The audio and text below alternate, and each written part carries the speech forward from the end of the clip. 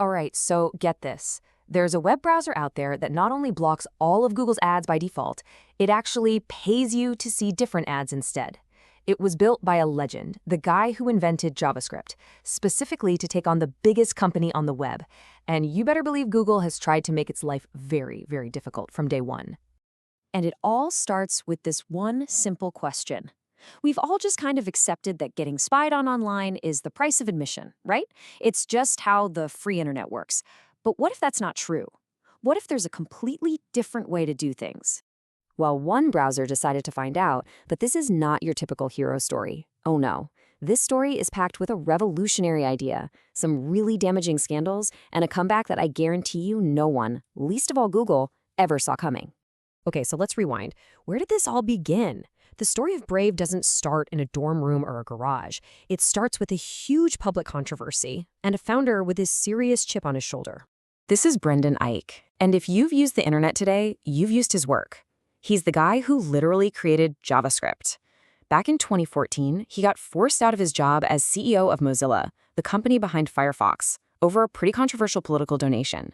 He left with a new mission, and it wasn't just to build another browser. It was to tear down the entire business model that the modern internet is built on. And let's be clear, the giant he was going after was, well, a Goliath. Think about the web back in 2015. Google wasn't just a big player, it was the game. Google Chrome had over 60% of the browser market. Google Ads, they ran the show, controlling 90% of all digital ads. And pretty much every website you visited had dozens of trackers following your every move. So Ike's idea was completely radical. He didn't just want to add a better ad blocker. He wanted to completely tear up the contract between us, the websites we visit, and the advertisers.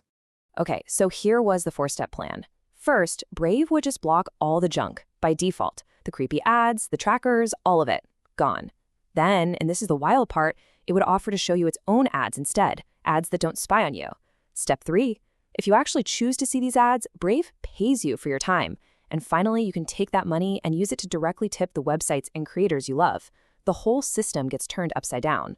So how do they pay you? Well, not with cash. They created their own cryptocurrency called BAT, which stands for Basic Attention Token.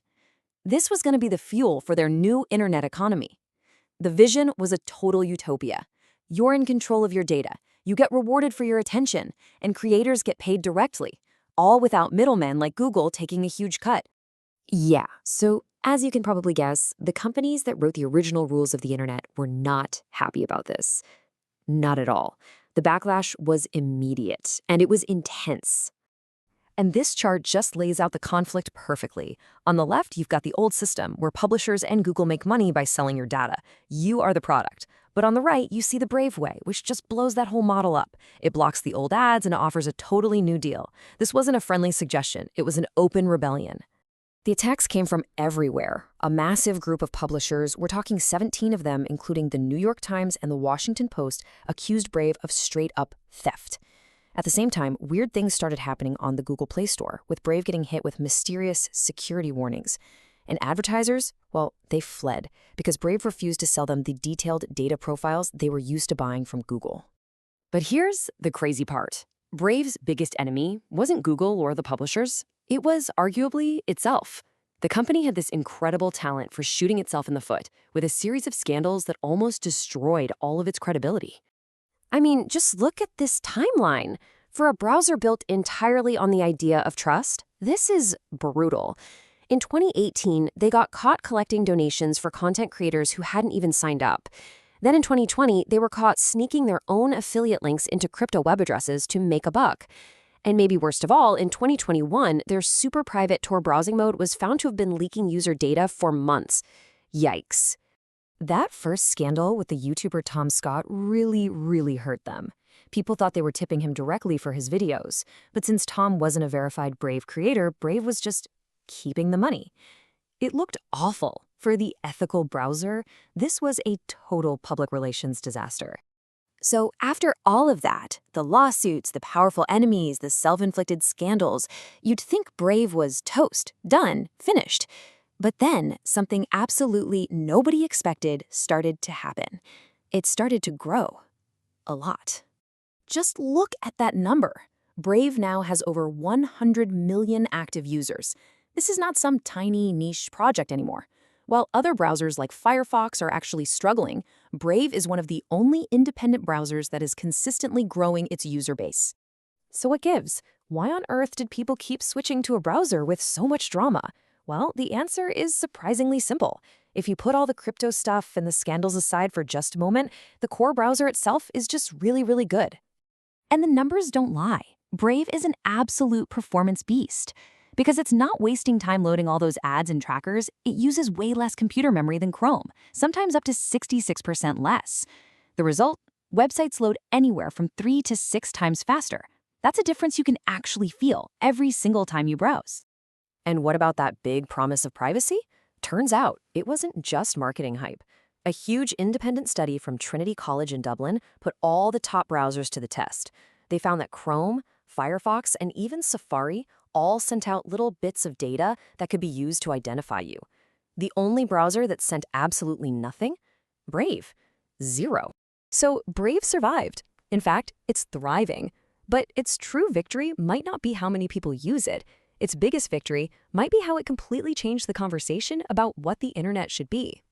Now, this might sound like a bold claim, but you can make a really strong case for it. Brave won the argument. They proved that a browser built on privacy could not only work, but could attract millions of people. And that forced the rest of the industry to finally pay attention. And here is the ultimate irony. Right now, Google is rolling out something in Chrome called the Privacy Sandbox. What is it? It's Google's big plan to get rid of creepy tracking cookies. It's basically them admitting they need an alternative that looks a whole lot like what Brave has been doing since 2016. Which leaves us with a final fascinating question. Brave is not perfect.